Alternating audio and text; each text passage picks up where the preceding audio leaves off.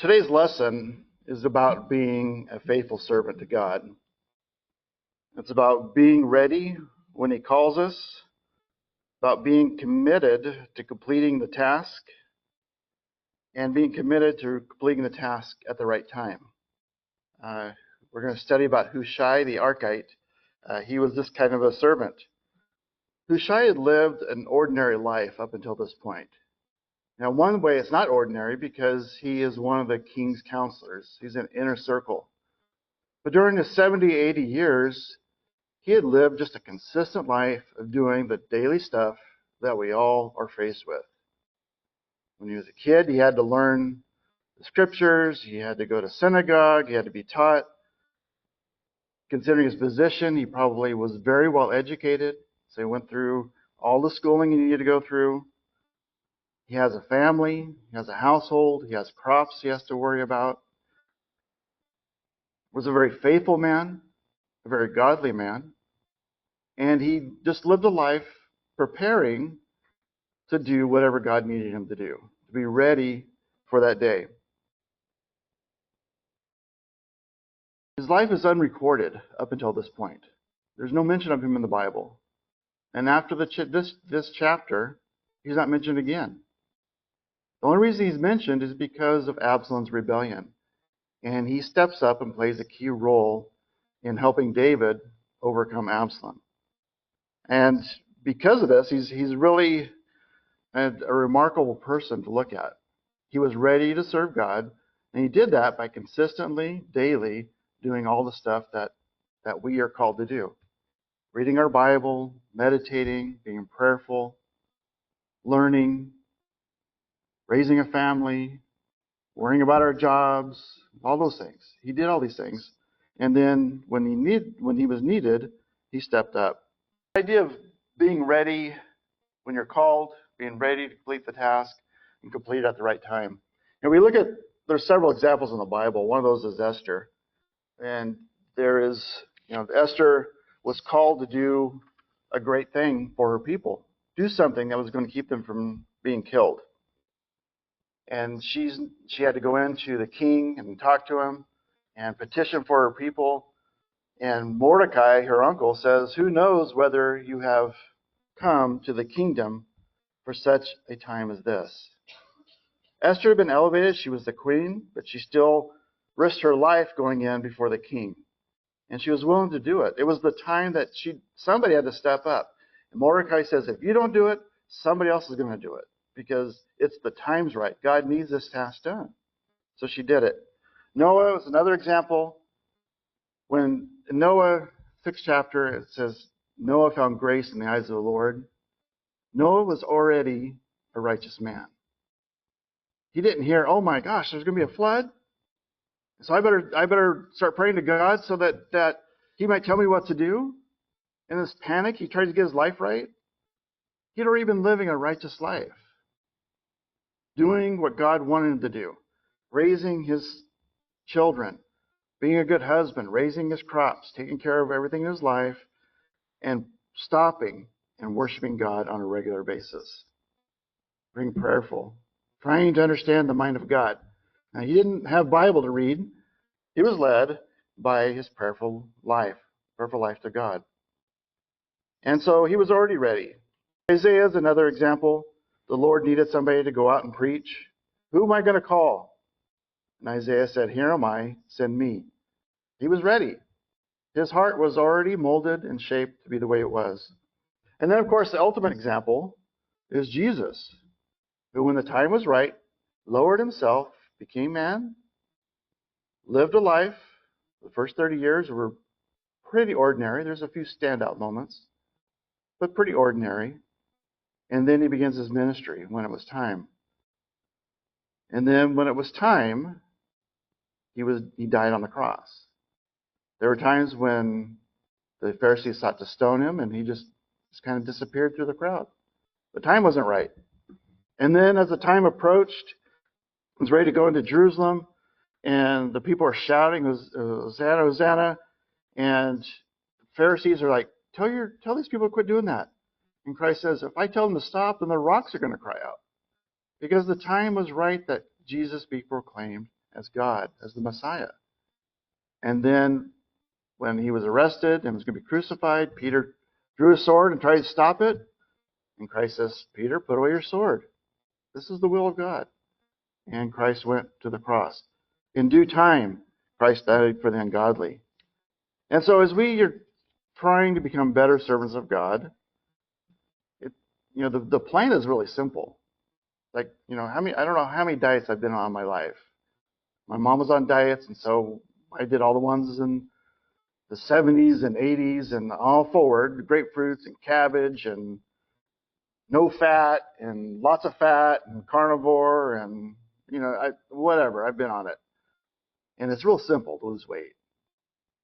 Exercise more and eat less. That's it. It's so simple, but it's so hard to do. And that's the way it is with serving God. It's so simple. You get up and you dedicate your day to the Lord. And you take time out of the day to pray. You take time out of the day to read some of His Scripture and meditate. And then you do the things that you're responsible for. You take care of your life. And as the vast majority of the people in the Old Testament, their lives went by unrecorded. They're faithful people that lived godly lives, and they're not mentioned in the Bible. Hushai is mentioned because of the time they lived, and that he was needed to help David. Otherwise, he would have gone unrecorded. We wouldn't know anything about him. And when Paul writes letters to the churches, and all these churches that he names, a few people are named, but not the majority of them. But yet they're godly people living their life. So Hushai the Archite, we know a little bit about him because of what happens. We know in 1 Chronicles 27, he's called the king's companion. Now, Chronicles was written many years after all these events happened. So the writers, probably more than one, the writers of Chronicles, looked back and they saw that he was David's friend. Probably they had a real respect for each other. They may have been very friendly. They may have had some of the same interests in some of the day-to-day activities. But Hushai proved himself to be a friend of David. And Christ talks about us being his friends. He says, who are my friends? I'm paraphrasing, but Christ says, who are my friends? He says, those that keep my commandments. Those that do what I need them to do. And it's easy for us to, in pride, to say, well, I keep the commandments. I do what God wants me to. But God also says that if you love me, you'll love one another. And that's the one I see a lot of, not anybody here, that's the one I see a lot in God's work. People have a hard time with. Loving their fellow Christian. Loving the brethren. If we're keeping His commandments, we're loving and supporting one another, we're going to bear spiritual fruit. There are things in our life that are going to be, where it's going to be evident that God is working through us. And maybe not on the grand scale of His purpose in this world and maybe through one of His churches in a very black and white way, but just being a consistent, solid person in His service, bearing spiritual fruit, encouraging, somebody that when I'm feeling shaken, that I can think about, well, they've already been through this. And they just continue and they keep looking for the Lord. And that's what we find evident in the life of Hushai. That's who I want to talk about today, is his life. Hushai was in a city. He hears about Absalom's rebellion, so he goes to meet David, and he meets him on top of Mount Olives. He's been David's companion, his counselor for many years. And so David says, you're too feeble to go on. He says, but 2 Samuel 15:34, he says, but if you return to the city, then you may defeat the counsel of Ahithophel for me. And that becomes Hushai's job, is to defeat Ahithophel's counsel. Because Ahithophel is a very wise man. He is also one that we don't know a lot about, except for this chapter. He lived a very similar life to Hushai. He was very well educated. He was well respected. He was very godly. And then when this time of rebellion came, Ahithophel chose to seek power, seek more prestige. And I think he was probably even part of the cause of the rebellion, that he may have been influencing Absalom through this whole journey. Two very similar men, both risen to very similar positions. One chooses to follow God's path, and one chooses to follow his own, try to benefit himself. So the purpose, the calling of Hushai is to defeat the good advice of Ahithophel. And it says in the 17:14, says, "For the Lord had proposed to defeat the good advice of Ahithophel to the intent that the Lord might bring disaster on Absalom." And so when Hushai is successful in doing just this job, that David would be the king and not Absalom. And so as David leaves the city, he goes fleeing from Absalom. He goes into the wilderness. He leaves 5 people in the city behind to serve him. Absalom, in the 17th chapter, it starts off, he's like, what am I going to do about my dad? What am I going to do about David? And so Ahithophel comes up with this plan, says, let me choose 12,000 men so that I can go pursue David. And he wants to go pursue David tonight. He doesn't want to wait until tomorrow or next week. It's like there's an urgency to going and attacking David because he's weary. And when we come on him with this 12,000 men, all his soldiers are going to flee because of our great army, and we'll be able to capture David, kill him, and then bring back all these soldiers that follow David, bring them all back, and have them reconcile to Absalom, have them submit themselves to Absalom. And our forces will be that much stronger. There'll be limited bloodshed. The 14th verse of this chapter, God calls this good advice. So Ahithophel's plan from a strategic point, military point, was right on. It's what Absalom needed to do. David had somebody that was called to defeat his counsel, and that's Hushai. So in the 5th verse, it says, "Then Absalom said, 'Now call Hushai the Archite also, and let us hear what he says too.' And when Hushai came to Absalom, Absalom spoke to him, saying, 'Ahithophel has spoken in this matter.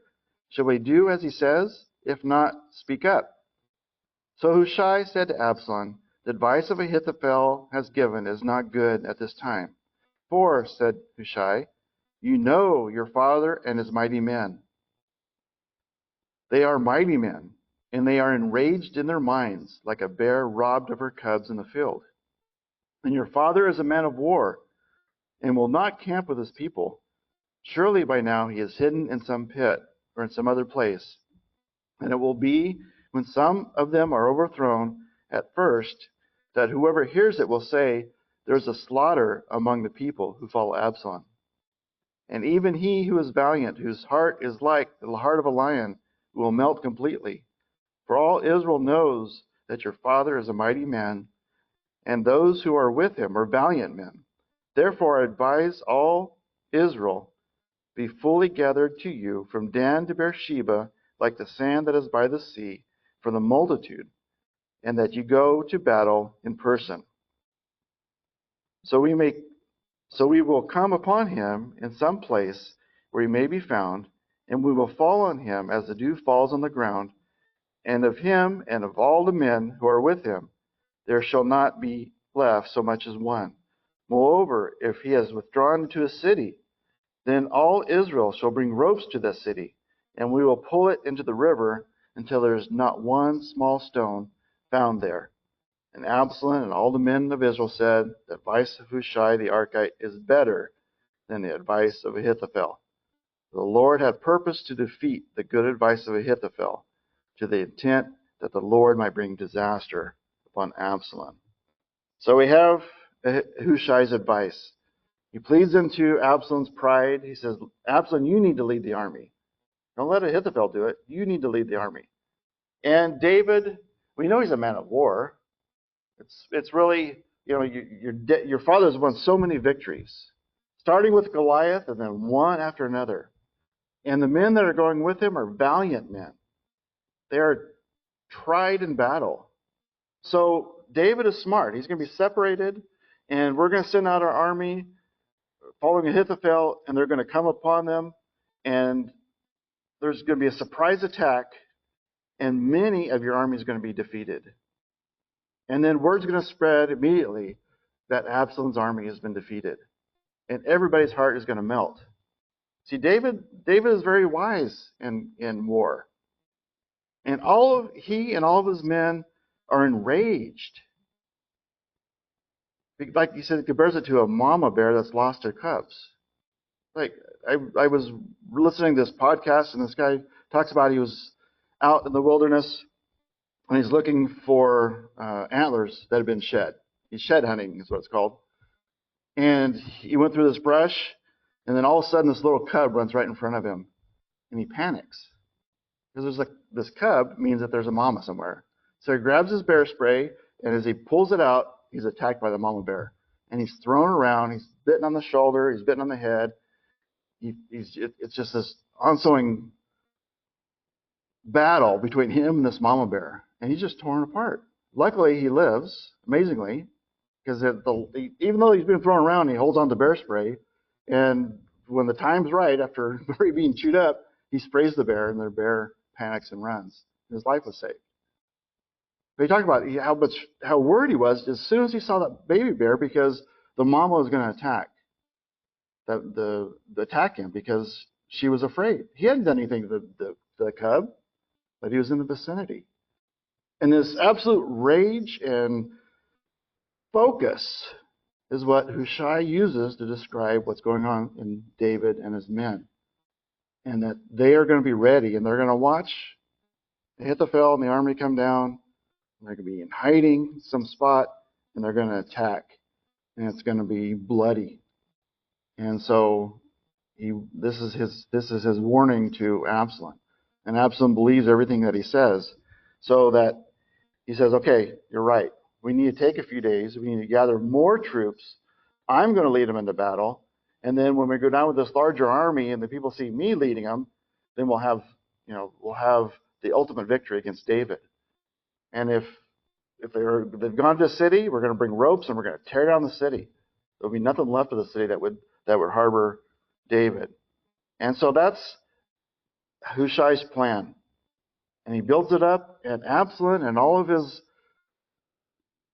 wise men that were with him heard it, and they all really liked this plan. Hushai completed his task. He defeated the advice of Ahithophel. This whole rebellion is only a few days. I'm trying to figure out the timeline of it, because we have David leaving the city, and then it seems like later that day or the next day, Absalom shows up. And then the first thing he does is set up a tent so he can go into David's concubines. And then the next day, he is asking, what should I do about David? And wanting to pursue him. And so he waits a few days, and then he goes into battle, which will be another lesson. So it's only a few days that this whole thing lasts. David hasn't made it very far yet. He's only gone about 5 miles. So he hasn't, I'm sure he's traveling as fast as he can. He was happy just to get away from the city, but he hasn't had a chance to go very far, even though Absalom shows up and the tent with the concubines and these other things happening. It seems like it's all happening really, really quick. But this ends the story of Hushai in the Bible. I don't think it's the end of his story. I think he goes on to being a nameless, godly man that continues to serve the Lord. He no doubt would continue to be a friend of David. He took care of his family. He probably grew in wealth. He grew spiritually. But he did the thing he was called upon. And now he goes back, and there's nothing else recorded about him. And there's so many people in David's lives that we've discovered. It's like, I wish I knew more. What's their story? But the Bible doesn't include it. And sometimes it says, and this 2 years pass, and this happens. And then 3 years goes by, and then this happens. We're missing a lot of the details of these very interesting and godly people. Proverbs 19 or 16:9 says, "A man's heart plans his ways, but the Lord directs his steps."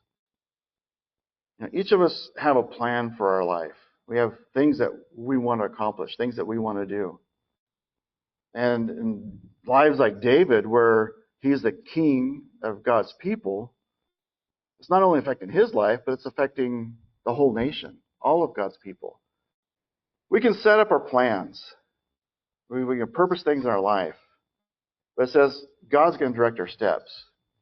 So if we have a plan that's contrary to the will of God, the Lord's going to intervene and stop it.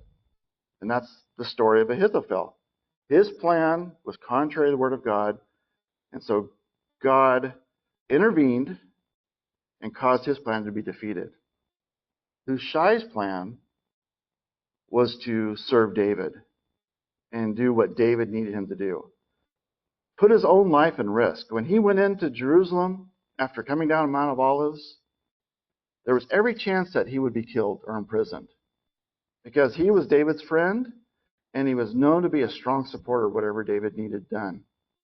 And Absalom, when he first sees him, he says, "What are you doing here? Why aren't you with your friend?" Absalom knew their relationship. "Why aren't you with your friend?" And Hushai tells him, "I want to be with the one that God has chose. I want to be the one that the people have chose," buttering up Absalom. But he puts his life in danger so that he might be able to do what he needs to do. And because of that, God directed his steps. He kept him safe, going back to Jerusalem, standing in front of Absalom, standing in front of all these other soldiers and men that were loyal to Absalom. God directed his steps. And he was successful in his plan because his plan was aligned with God's plan. And God accomplished it, accomplishes things to happen. He's a good example of what it means to be a vessel used by God. I want to do these things, but I want to check with God first to see if it's God's will or not. This is what I'm thinking, but I need to go back and see if God's in agreement. He became clay in the master's hands, willing to be molded. He submitted himself to God and to his King David, who were aligned, and was willing to put his life on the line, to risk his life. And as we go through the rest of this chapter, we're going to find that there's going to be other servants of David that stand up. Sometimes they're named, sometimes they're not.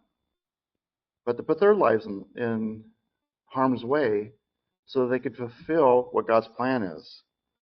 And as I was thinking about this, the verse in Revelation 12 came to my mind. And it talks about the accuser of the brethren, Satan. It says that they overcame him by the blood of the Lamb and by the word of their testimony, and they did not love their lives to the death. We know he's the roaring lion trying to devour the brethren. He is overcome by the blood of the Lamb, by the word of their testimony, and because they do not love their lives to the death. They're willing to die rather than compromise. They want to keep their goals and their paths in line with God so they can be successful and overcome even Satan himself.